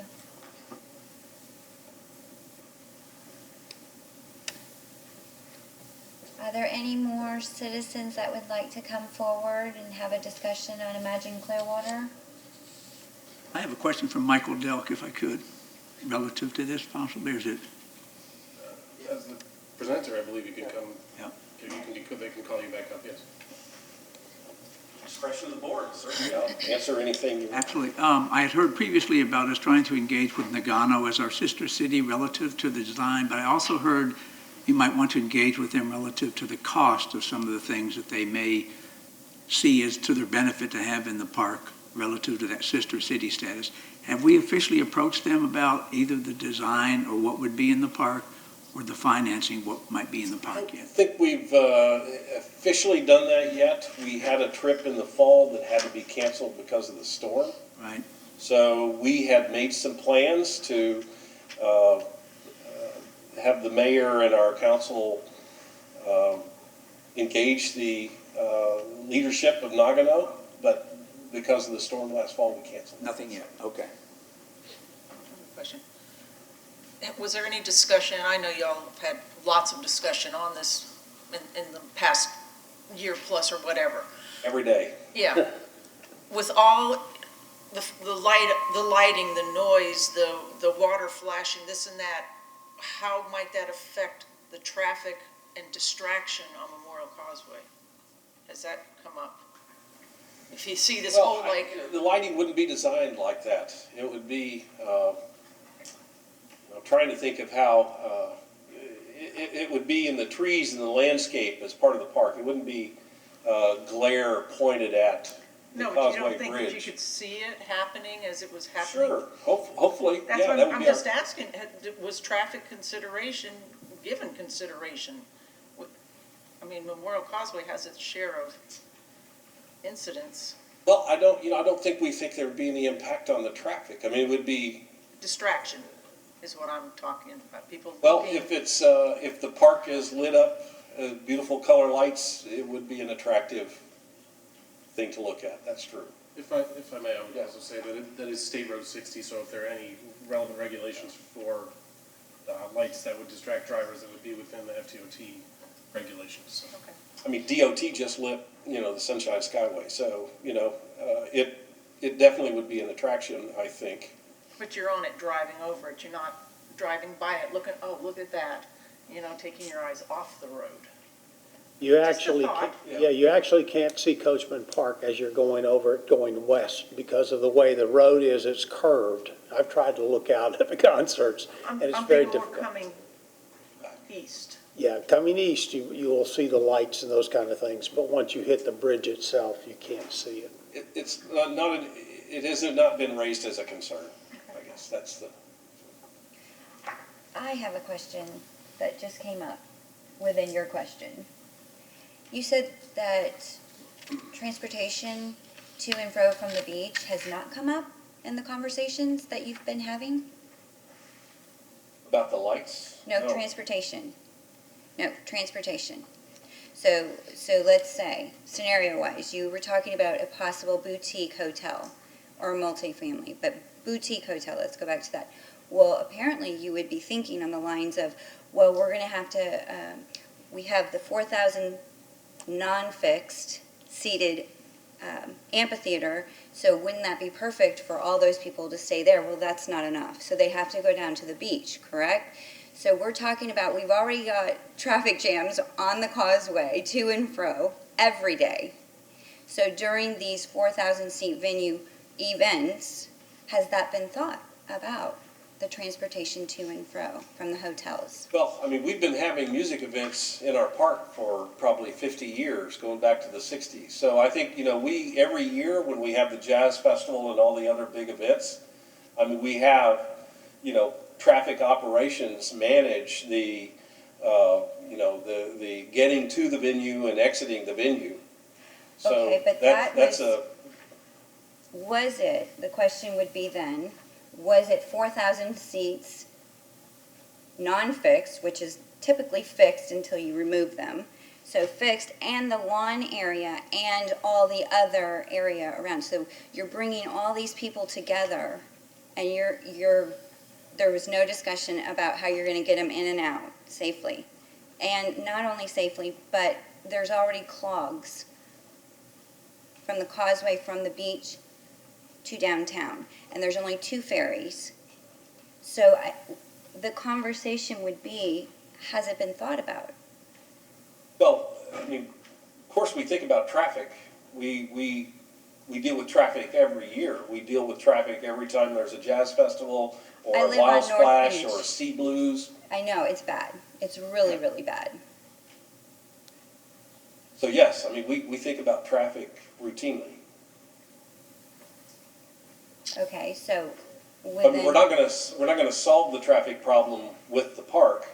So I think, we have the venue, we already sustain events of this size yearly, maybe several times a year, and we've been doing it for several decades, so. fixed seating, fixed seating. So in other words, you're gonna sell exactly 4,000 seats, and then you're gonna have the lawn area, and then you're gonna have outside of the gated lawn area, even more people. Is that true, that we actually have had an event like that has all those people coming together at once? What is Jazz Festival? Theoretically. 18,000? Yeah, we've had several events over the years that have been upwards to 10, 12,000 people in Coachman Park, the very small Coachman Park. All at one time? All at one time, yes, we have done that. 4th of July, that's. I'm sorry, well, 4th of July is humongous. If you've ever been down here during that time, we don't even try to count as many people as we have. But we've entertained upwards to, I think we had an event that pushed it and went about 14,000, and after that, we set the fire department sets a standard. I think it's at about 11,000 for Coachman Park now. And so that's what we've been able to accommodate there. The new amphitheater, when you just talk about 4,000 seats, you're absolutely right. That grass area probably go upward to we haven't set a number yet, but I think we talked about larger events could be 10,000 people. But that Or was more. fewer times per year. You're talking about Absolutely. many more times per year. 69 to even on the low end. 119. Well, it depends on, I mean, the large ones like that, we would have, I think the study had several large events, but most of them are gonna be in the 4,000 seat. That's the thing that I think Ruth Eckerd Hall shared. That's the thing that's missing in the whole area, that to have an outdoor amphitheater of 4,000 seats. They have some that are 2,000 or 1,500. And so anyways, that, and then we'll have, like you said, many that are just smaller than that, 2,000. They just want the outdoor ambiance of coming downtown to a small event, so we'll have a lot of those. And originally, wasn't it around 2,500? And then it kept growing because of Ruth Eckerd? They were saying in order to try to make more money, you need to have larger venues. Well, the consultant that we had in April recommended something in the 2,500 range because after 5 years, it would reach a break-even point. So that was from the consultant work we did back in April of last year. So. Yeah, there was a council meeting last year specifically on this topic where they actually asked for public comment. It was quite well, there was a huge crowd, pro and against, basically to look at whether it should be 2,200 seats or 4,000 seats, and should it be a covered amphitheater. That was the whole discussion that night. I was there for that. And at the end of that discussion and all the public comment and so forth, good and bad, that's when the city council unanimously approved covered amphitheater area for 4,000 seats. And that was, I'd have to go back and look at my notes, but it was last year. I just think there's going to be an enormous impact to already what is considered an awful commute, just getting on and off the beach. And we have 4 more hotels being, that have been permitted, in addition to the condominium that's been permitted. So we're looking at an influx of a lot of travel on the causeway, and it's already an issue. So I just want to put that out there. I think, the point that I would, I think is valid is that the traffic characteristics are not going to change that much, but the rate of usage is anticipated to go up with the venue. That, I think, I agree with you on that count. So instead of doing it, 20 times a year, or 30 times a year, we're looking at, a higher rate of usage. So the frequency will, there's no question about that, but as this gentleman said, the council direction is clear, so it's what we're bringing them. But there will be a somewhat higher rate of usage anticipated. So there is no conversation about how you're going to use that traffic issue as far as adding maybe more ferries or, trolleys or just something, we already know it's gonna happen. I mean, let's just. Traffic planning and operations is a daily conversation at some level in Clearwater. So, yes, we talk about that. Is there a kind of a magic solution to that? The answer is no. We're not widening the roadways. We're not, building new bridges. So I think, as we support infrastructure alternatives, but, the ferry doesn't eliminate stop-and-go traffic on the bridge. The trolley system that we also support doesn't change the stop-and-go traffic on the bridge. So I think, we're trying to do what we can do corporately to support alternatives. Even as we know, our destination has been for a long time and will be for a long time to come, is going to be a very congested environment for us, just by virtue of the fact that we're a mile from Clearwater Beach. So, I mean, that's not going to change appreciably. That doesn't sit well with me. I think there should be the conversations about our infrastructure and what it can and can't handle as we're adding to this area. I think those discussions occur virtually every day at some fashion or But level. you can talk and talk and talk and talk, but I think action is apparent, especially with this huge venue that is on the. If I could interject on that, I mean, this is the Parks and Recreation Board listening to a presentation on Imagine Clearwater, on which the size of the amphitheater has already been more or less decided by the council. Yes. Is that correct? Yep. So it's not, unfortunately, not something that this discussion is going to change. And if the discussion is more about infrastructure planning and traffic issues, that's not necessarily something that would be heard in front of this board, but perhaps in front of one of the other advisory boards or by the council itself. Oh, I disagree. So with any permitting process, you have to have your engineering plan in place, whether it be traffic, whether it be civil, whether it be whatever. It comes part of the construction documents. And so those conversations would have had to been spoke about in this design. You can't, I mean, the fire department won't allow an infrastructure like this, whether it's indoor or outdoor, without those discussions. And FDOT would want a conversation about that as well. This is a huge impact on our community. So that would be part of the planning process.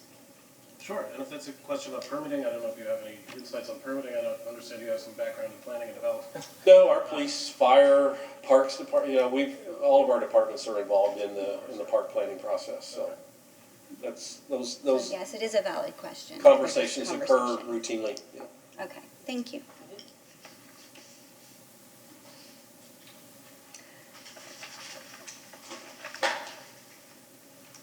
Okay, so moving on to new business items.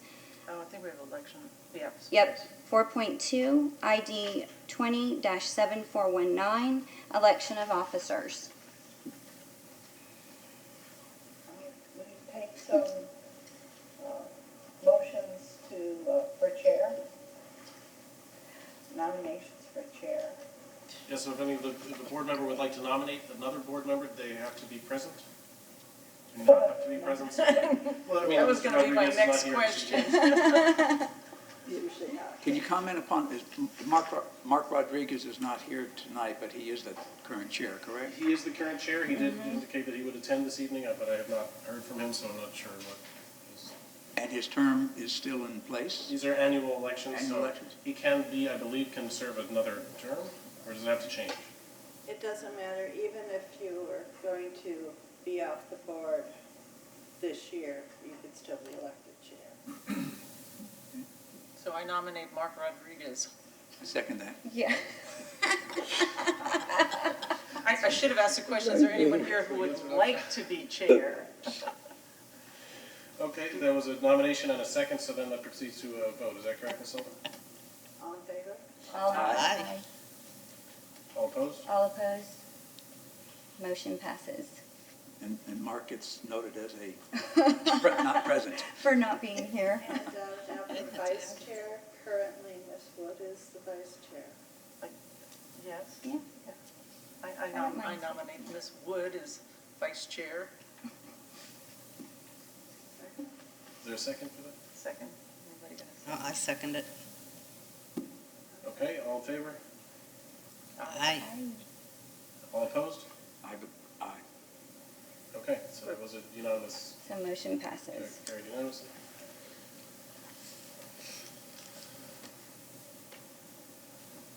Okay, so moving on to item number 5, old business items. We have no old business items on the, that were carried from the last meeting, so. Okay, so we're good. Item number 6, director's report. So, just to introduce Art Cater, our interim director. I am Art Cater. I am the interim director, okay? I know several of you, okay, I met you before. I have been with the city of Clearwater for 41 years. I started back in 1979 as the Assistant Parks and Recreation Director under Reem Wilson. You might remember that name just because of the Reem Wilson Trail. If you go down anywhere down McMullen Booth Road, you'll see the trail that goes across there. And hopefully you've enjoyed that and gone on it and ridden it. It's beautiful. It really is. So I've been here since 1965 in Clearwater. So I have quite a history here and have watched Clearwater grow. I was graduated from Clearwater High School. I won't tell you the year. But in any event, I remember Sand Key when there were just Australian pines and we could go out there with our cars and put in campfires and all that kind of thing. So that really does age me, okay? But I am doing the interim because I have done that before 20 years ago when Mr. Wilson left for approximately 2 years before we got another director, which was Kevin Dunbar. And the city manager asked me to be interim now with Mr. Dunbar's departure. So I said I would be willing to do that. So I wanted the board to know where we are in that regard. They have already gone out in the street, basically looking for someone. I mean, they're not, that desperate, but they're going out. It's a nationwide search for another director. I think it closes at the end of this month. I've checked with the personnel director, and she says that they have well over, within the first couple of weeks, 100 applications for the position of Director of Parks and Recreation. After that, they will go through an interview process. They'll select, come down. You obviously can't take 100. So you'll get it down to a list that's manageable, and then they will come in. They'll interview them. And we're hopeful that we'll have a director probably the end of April or beginning of May is when we're aiming for. So that's kind of where we are with the directorship. I know that you do get the project sheet, correct? I'll give you the project sheet. But there are a couple of things I just wanted to make sure that you were aware of. Basically, we have right now is when we have the MLS teams that are here, one from Philadelphia and one from DC. They're here now practicing. They will be here for the next 3 weeks. Of course, spring training is coming up with the Phillies coming into town pretty soon, so that's pretty exciting. It always So is. what does Every year. MLS mean? Major League Soccer. Thank you. Sorry about that. Yeah. I just thought everybody knew what MLS was. Major League Soccer. And also on your list here, Crest Lake Park, we hope to have approval of that on the February 20th meeting of the City Council. We're taking it to them at that point in time. We're going to have groundbreaking on the very next day, on the 21st. You certainly will be invited. We will send you invitations, let you know about that. I think it's going to be early in the morning. We've been doing some groundbreakings then and ribbon cuttings then, so I wanted to make you aware of that. And then the other, basically, ribbon cutting will be in March, which will be the Countryside Sports Complex building, the new building that we have there. It's a press box, restroom, storage, concession, and all that. If you've ever been out to Countryside Sportsplex, they now have 4 little buildings that they built over the years, the many 40 years that I've been here, that we built those. And those will be taken down once this building is is in action. So those are kind of some of the things that are coming up, and I'm available if you have any questions for me. Otherwise, I will try to make some more of your meetings as you have them. Thank you. Okay, thank you. I have a question for you. Yes. I think one of the things that I'd asked that we could review very briefly with you was the problem that the Parks and Recreation Departments had with financial controls. And certain things were done, I believe I met with Kevin Dunbar prior to his departure. Yes. With certain things that were in place to hopefully prevent the problems that have occurred in the past.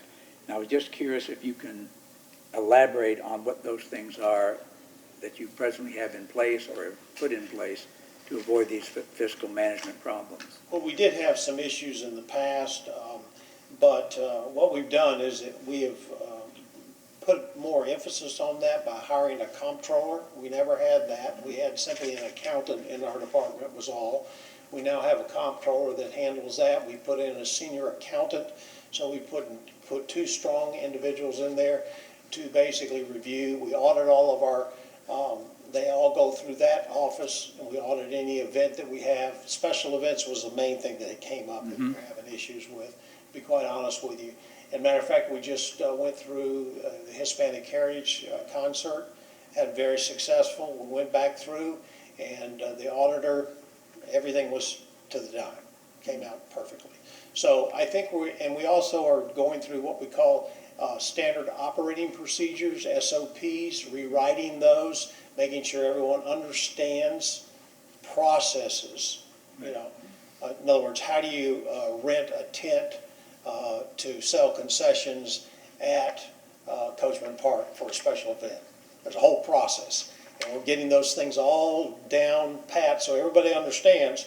And we're training our staff in all of that, and then we'll have it all in document form. We have much of it already, but we had several recommendations from an audit that came forward, and we're following up with that. So I appreciate it. It's a very good question. I come from the business world, and we never had a real problem like you experienced in Parks and Recreation, because we had a culture in any business I was involved in of honesty. Yes. Our people knew from the day they were hired what should be done and what should not be done and what another employee should never tolerate. And the effect of not doing that was termination. They knew it from day one, that if you did this dishonest act involving funds or money on behalf of the company, you would be terminated without any further hearings. Yes. And I don't know of many people that could afford to be put on the street with their family and whatever automatically from termination. And therefore, we never really had this type of problem. So my question to you is there a problem with the culture of honesty in the Parks and Recreation Department? Or is it something that needs to be looked at? No, I do not believe so. I believe we have honest, hardworking people that oftentimes are overworked, underappreciated. Many of the people who are involved in our special events activities, they work generally sometimes 60, 70, 80 hours a week. It's really ridiculous what we do. When we do that, they are what they call SAMP employees. They are not hourly employees. And they work until the job gets done. I think the things that have come out are not things where there was dishonesty. I think there was record-keeping issues. There may have been decisions that were made that didn't have documents. Because the audit that was done was like a forensic audit. And if you've been familiar with those, they detail everything. Whatever a contract says, you abide by every line item on that contract. And if you can't match that up, or you don't have any backup for that, so to speak, then you violated that agreement. The reality is the money wasn't missing. It's just that paperwork was missing in many cases. So I believe strongly in our employees. I don't believe they're dishonest. However, we have had situations in the department where we had dishonest employees. And when we do, they are dealt with, they are disciplined in the manner that they need to be, and oftentimes they are terminated.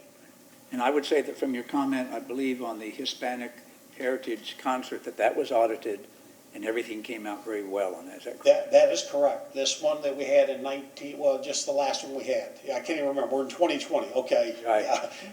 2019. That was audited. The one prior to that, we did not audit. We did lose some money in that one. Right. Matter of fact, we don't make a whole lot of money in any of these big concerts that we make.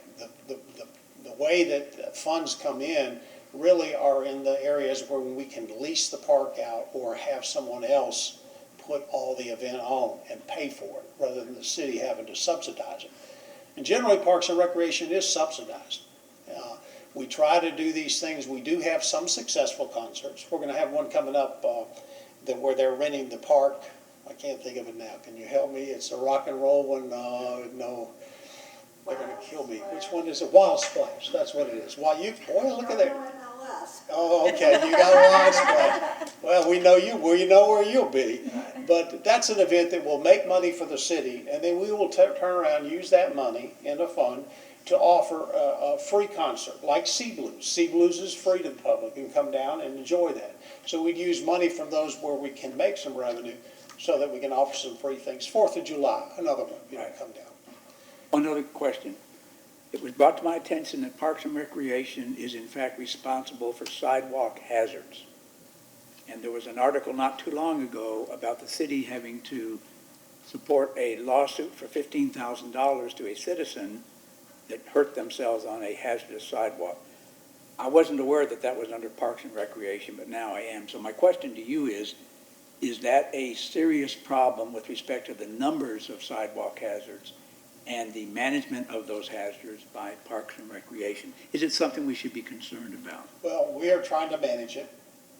I just had a meeting, matter of fact, yesterday, about a work order system, improved work order system, so that we can track and trace when we get a complaint, for instance, in public stuff. Right. You can send that, the residents can do that, send it at any time, and then we get it, we'll go out and inspect the damage on the sidewalk. Usually it's trees that are uprooting the sidewalks, which causes a hazard. And then we will put it on a schedule or a list to get around to fixing that. Right. Oftentimes, you can imagine, as large as our city is, we don't get around to them as quickly as we should. Right. To be quite honest with you. And in this city, I walked on sidewalks today that had cracks in them and pushed up and hazardous areas. And I'm not sure if there's really a good plan or a good way to handle all of them, to be quite honest with you. But we try to schedule them. What happens to us, too, is that every time any department goes out to do any work, let's say stormwater, utilities, they come in and they cut lines or holes in the sidewalk or the street, right. They have to call upon the crews in our department to go and fix that. So we use one full day a week with almost nine or 10 employees just to go out and do that work. So, and then the rest of the 4 days we schedule them out. Now, I think you've also engaged with a firm in Ocala, I believe, under contract to do some of this repair work? We do. We have contracts. That's another way. That's a way you can expand what you do with limited, resources right. and full-time positions. We have actually contracts that do sidewalks. There are contracts to do curbs, and then I think there's some street repairs. Now, understand, the major or large street resurfacing projects and sidewalk projects are done by the engineering department. That is not done by Parks and Recreation. We're handling all the small complaints. You got a pothole in the road. You've got, a sidewalk that's cracked or broken. We have thousands of them. And then my last question would be, from a financial standpoint, do you feel that Parks and Recreation is adequately funded to do the repair work that's necessary? That's a lightning question. I would say no. We need more. We need, in that area especially, we need to find a way to resource it properly if we're going to address all the sidewalks. That's one of the good things about Clearwater. We do have sidewalks everywhere. It's a requirement in the planning department too, put in the sidewalk. But once you do that, then you have to maintain it. Absolutely. We are a tree city also. People love trees. We have issues when we go out to fix a sidewalk that has been buckled by a tree several times, and we have no other option but to remove the tree. Right. The residents upset about that because the tree, they love the tree. The tree gave them shade and everything else. But the only way to do that and to repair the sidewalk so people could walk safely would be to remove the tree. So we deal with those things every day. Every circumstance is different. I don't know if you can truly get a handle. Matter of fact, I'm going to call Pinellas County. They also have a lot of sidewalks. And we're going to call and check on them and see how they do it, if they have a miracle that can help us get all of them. Now, I want you to appreciate, I'm not being critical per se, I just wanted to get the information. Yes, well, I understand that, but I don't know, how many people we would need to be able to keep up with them, to be quite honest with you. There's just so much work in that area that we have to do. We certainly try to get the ones that are the most hazardous. We go and look at every one of them when we get a complaint, and we look at them, we evaluate it. And what happens is that that's what we do. We schedule basically on the ones that are the most dangerous, so that if you come out and say, well, I got a little sidewalk crack and it's, it may be a half inch up, well, that may not, it's dangerous, it's hazardous, but we may not get around to it because we're dealing with one that maybe is a foot higher or been busted up for many, many years. I think the minimum we were told for Morningside is 1.5 inches. An inch? Oh my, really? That's what my recollection is, and I don't have the number, I don't have one of our newsletters, but we have a person to contact if you have sidewalk. If it goes over 1.5 inches, yeah. I think if it's higher than. Yeah, but that's what I'm saying, we get complaints, yeah, absolutely. Yeah, ours are painted pink. Yeah, They paint them pink. well, unfortunately, they paint them pink, and then the weather wears out, and then they're gone, and they have to go and paint them pink again. I mean, the issue is it'd be nice to get them fixed. And be honest with you, you asked me about resourcing. I mean, the city's blessed that we have so many different departments to help us with it, but we could certainly need additional help in that area, no doubt. I have a question. It's a follow-up to a question I asked at the last meeting, and I don't know if Michael has the answer or if you do. Or in regards to Coachman Ridge Park, the playground, they had put up a sunshade over a portion of the park, but it's really insufficient the way that the sun goes, and like the toddler swings where you put the kid in it and their little legs pull through is in the blazing sun. And in the winter pretty much everything is usable, but as that doesn't last very long here. And I had asked if the park was going to be getting another one of those to kind of complete it, and you have the answer. We didn't know. If you recall, the size of the sunshade that we put in at Northeast Coachman Park is, I think, the largest one that we could get. So the response at this time is that there is not funding identified to install a second one at this time. So that is a discussion that we can have internally to see if that's something that we may be able to do within this existing fiscal year, and if not, explore looking at doing that in the upcoming year, which would be starting next October 1st. Yeah, I forget also the cost. I think the cost was, well, I don't want to give you all bad information, but it's not cheap. No, I wouldn't imagine it was. It's Yeah, very sturdy and nice. It's upwards to, I think, $12,000 to $15,000, something like that. Right. One of the things, and I understand the issue there, is really bright, a lot of sunshine. But we have 27 playgrounds all over the city. Right. And the only ones I have covered are the ones on Clearwater Beach. And this one little shade shelter that we have out here. It's new, and but like with the sun, when it moves, and then the little kids can't go down the slides because it's too hot and unusable, so it's kind of like. Well, in 10 years, we're going to have trees all over it, and you won't be able to That's have any true. sunshine. Right. We have some small trees out there. Okay, thank you. Well, it's a joy to be here. I hope to visit with you again. Okay? All right. Thank you. I have one more comment. Are we at the board members to be heard comment, or are you going to have the directors? This is our interim director, so that was the director's report. Oh, okay, So, Ms. Christwood, if you'd like to move on to number 8 there. Yes, so item number 7, board members to be heard. Oh, I'm sorry. And I'll try to keep it short, just along the lines that you're talking about, all the traffic, the congestion for the 4,000. I know they've done a ton of work on this project, but if they're not thinking about the roads, the exhaust and the pollution, the environmental issues, and just where you're going to put all these people, and if the people can't get here with mass transportation or whatever method you're coming up with, that it doesn't sound like they've come up with how to move these people. It's not like the different events. So we have like the 5 regular ones where people are used to that. This is more frequent. If those people can't get down here, what's that going to do to people wanting to come here. If they don't have parking, if they can't, they're just gonna go, well, what's the point? So they should be thinking about that, and they should be thinking about how to get them here and what is the plan. Because just to put 4,000 seats out for everybody to show up and they can't get there, that doesn't sound like a plan. But So they I already appreciate- have yeah. stuff with Uber and Lyft and, like, I went to the ZZ Top. We Ubered down, easy, dropped right off, walked in. And that was at the park or in Bill Hines? It was at Coachman Park, yeah. So you think that that's adequate?